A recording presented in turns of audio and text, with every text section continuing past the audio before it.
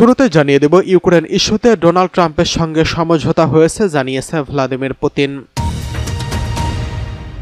এরপরে জানিয়ে দেব লোহিত সাগরে জাহাজ লক্ষ্য করে ক্ষেপণাস্ত্র নিক্ষেপ করেছে হুথি বিদ্রোহী গোষ্ঠী। অন্যদিকে রয়েছে বৃহস্পতিবার ইউরোপীয় নেতাদের সঙ্গে বৈঠক করবেন ভ্লাদিমির জেলেনস্কি।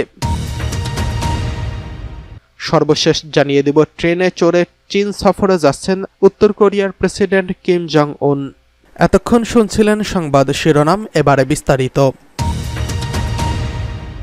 ইউক্রেন যুদ্ধবিরতি ইস্যুতে ট্রাম্পের সঙ্গে সমঝোতা হয়েছে জানিয়েছে ভ্লাদিমির পুতিন। রাশিয়া ইউক্রেন যুদ্ধ ইস্যুতে যুক্তরাষ্ট্রের প্রেসিডেন্ট ডোনাল্ড ট্রাম্পের সঙ্গে রুশ প্রেসিডেন্ট ভ্লাদিমির পুতিনের সমঝোতা হয়েছে। পুতিন নিজেই এই তথ্য জানিয়েছেন। গতকাল রোববার চীনের পর্যটন শহর তিয়ানজিনে শুরু হয়েছে রাশিয়া চীন নেতৃত্বাধীন আন্তঃসরকার জোট সাংহাই কোঅপারেশন অর্গানাইজেশন অর্থাৎ SCO এর সম্মেলন। আজ সোমবার সম্মেলনে দেওয়া ভাষণে পুতিন বলেন, শিগগিরই ইউক্রেন যুদ্ধের অবসান হবে বলে আশাবাদী তিনি।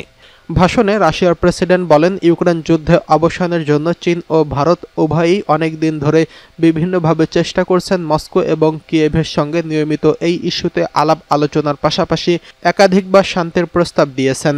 ভারত ও চীনের এসব প্রচেষ্টা সত্যিই খুবই প্রশংসার যোগ্য। সম্প্রতি আলাস্কায় ট্রাম্পের সঙ্গে বৈঠকের সময় এই ইস্যুতে কিছু সমঝোতা যুক্তরাষ্ট্র ও রাশিয়ার মধ্যে হয়েছে বলে আশা করছি। যুদ্ধ অবসানের লক্ষ্য নিয়ে আমরা গিয়েছি। এসব সমঝোতা সেই লক্ষ্যে পৌঁছানোর জন্য সহায়ক হবে। কৃষ্ণ সাগরের উপদ্বীপ ক্রিমিয়াকে রুশ ভূখণ্ড হিসেবে স্বীকৃতি দেওয়ার প্রতিশ্রুতি দিয়েও তা রক্ষা না করা এবং পশ্চিমা দেশগুলোর সামরিক জোট ন্যাটো সদস্য পদের জন্য কিয়েভের আবেদনকে ঘিরে কয়েক বছরের টানপোড়েন চলে রাশিয়া ও ইউক্রেনের মধ্যে। এই টানপোড়েনের এক পর্যায়ে পুতিনের নির্দেশে 2022 সালের ফেব্রুয়ারিতে 24 ফেব্রুয়ারি থেকে ইউক্রেনে শুরু হয় রুশ বাহিনীর সামরিক অভিযান, যা এখনো চলছে। যুদ্ধ শুরুর পর রাশিয়ার অর্থনীতিকে পঙ্গু করে দিতে যুক্তরাষ্ট্র ও ইউরোপীয় দেশটির উপর শত শত নিষেধাজ্ঞা চাপিয়েছে জাতিসংঘ এবং তুরস্ক। বেলারুশ সহ বিভিন্ন দেশ কয়েকবার আলোচনা এবং কূটনৈতিক তৎপরতার মাধ্যমে এই যুদ্ধ থামানোর চেষ্টা করছেন, কিন্তু যুদ্ধ থামেনি।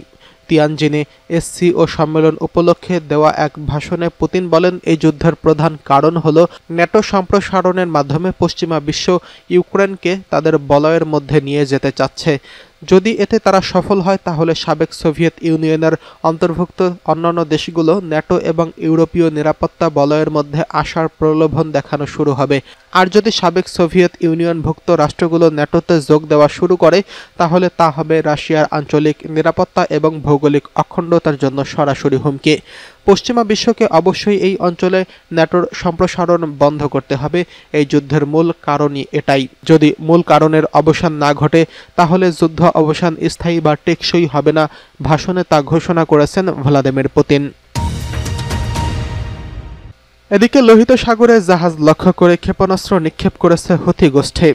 ইয়েমেনে হুথি বিদ্রোহীরা সোমবার লোহিত সাগরে একটি ট্যাঙ্কারে ক্ষেপণাস্ত্র হামলা চালিয়েছে, এই দাবি করেছে হুথি বিদ্রোহী গোষ্ঠী। ইসরায়েলি হামলায় তাদের প্রধানমন্ত্রী নিহত হওয়ার পর কয়েকদিন পরেই তারা এই হামলা চালিয়েছে। সানা থেকে বার্তা সংস্থা AFP এই খবর জানিয়েছেন।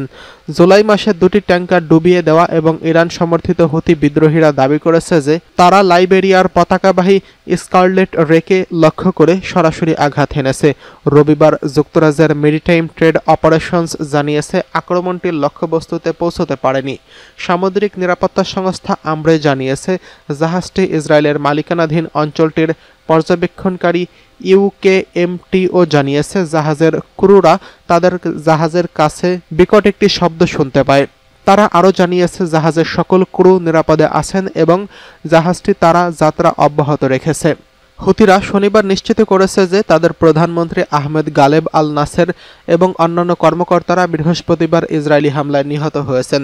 রবিবার হুতিরা ইয়েমেনের রাজধানী সানায় জাতিসংঘ কার্যালয়ে হামলা চালিয়ে কমপক্ষে 11 জন কর্মীকে আটক করেছে। জাতিসংঘের মহাসচিব অ্যান্তোনিও গুতেরেসে তাদেরকে অবিলম্বে নিঃশর্ত মুক্তি দেওয়ার আহ্বান জানিয়েছেন। জাতিসংঘ ইয়েমেনের দূত হ্যান্স গ্রুনবার্গ নিশ্চিত করেছেন যে হুথি বিদ্রোহীরা 23 জন জাতিসংঘ কর্মীকে আটক করেছে এবং তাদের মধ্যে কেউ কেউ 2021 থেকে 23 সাল থেকে আটক হয়েছেন। হুতিরা দাবি করেছে 2024 সালের জুন মাসে গ্রেফতারের মধ্যে একটি আমেরিকান ইসরায়েলি গুপ্তচর নেটওয়ার্ক অন্তর্ভুক্ত ছিল, যা মানবিক সংস্থাগুলোর আড়ালে কাজ করছিল।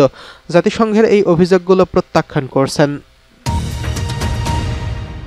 এদিকে বৃহস্পতিবার ইউরোপীয় নেতাদের সঙ্গে বৈঠক করবেন জেলেনস্কি। বৃহস্পতিবার প্যারিসে ইউরোপীয় নেতাদের সঙ্গে বৈঠক করবেন ইউক্রেনের প্রেসিডেন্ট ভ্লাদিমির জেলেনস্কি। রাশিয়া 3.5 বছরের আগ্রাসনের অবসান ঘটাতে আন্তর্জাতিক চাপের মধ্যে এই বৈঠক হতে যাচ্ছে। সোমবার সূত্রটি জানিয়েছে, জেলেনস্কি এবং ইউরোপীয় নেতাদের মধ্যে আমরা এমন একটি বৈঠকের পরিকল্পনা করছি।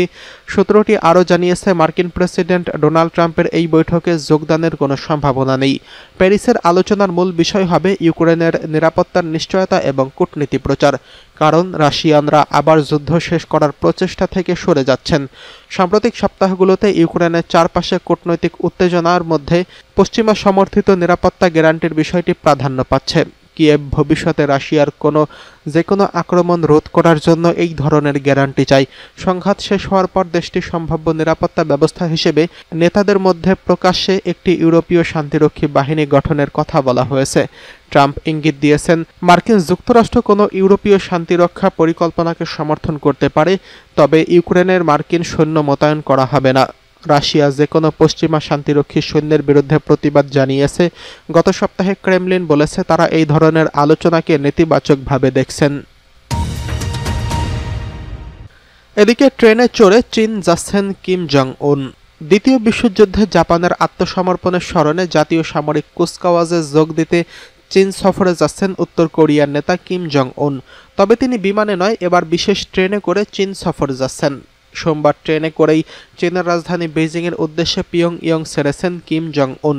নাম প্রকাশে অনিচ্ছুক সূত্রের বরাত দিয়ে সংবাদ মাধ্যম ইয়োনহাপ জানিয়েছে, উত্তর কোরীয় নেতা স্থানীয় সময় সোমবার বিকেলে একটি বিশেষ ট্রেনে করে পিয়ংইয়ং ত্যাগ করেছেন। রাশিয়ার প্রেসিডেন্ট ভ্লাদিমির পুতিনও এই কুচকাওয়াজে উপস্থিত থাকবেন। দক্ষিণ কোরিয়ার একত্রীকরণ মন্ত্রণালয়ের একজন কর্মকর্তা গণমাধ্যমের এই প্রতিবেদন নিয়ে মন্তব্য করতে অস্বীকৃতি জানিয়েছেন। দক্ষিণ কোরিয়ার গোয়েন্দা সংস্থা তাৎক্ষণিকভাবে কোনো মন্তব্য করতে রাজি হয়নি। বিশ্লেষকদের মতে, কিম এই অনুষ্ঠানের ফাঁকে চীনের প্রেসিডেন্ট শি জিনপিং এবং রাশিয়ার প্রেসিডেন্ট ভ্লাদিমির পুতিনের সঙ্গে পৃথক বৈঠক করবেন বলে আশা করা হচ্ছে। সিউল ভিত্তিক গবেষণা কেন্দ্র সেজং ইনস্টিটিউটের ভাইস প্রেসিডেন্ট চেয়ং চিয়ং চাং বলেন, আমার দাদা কিম ইল সুং অনেক কূটনৈতিক অনুষ্ঠানে অংশ নিলেও কিম জং উন এবং তার বাবা কিম জং ইল কোনো অনুষ্ঠানে যোগদান করেননি, যেখানে অনেক নেতা উপস্থিত ছিলেন।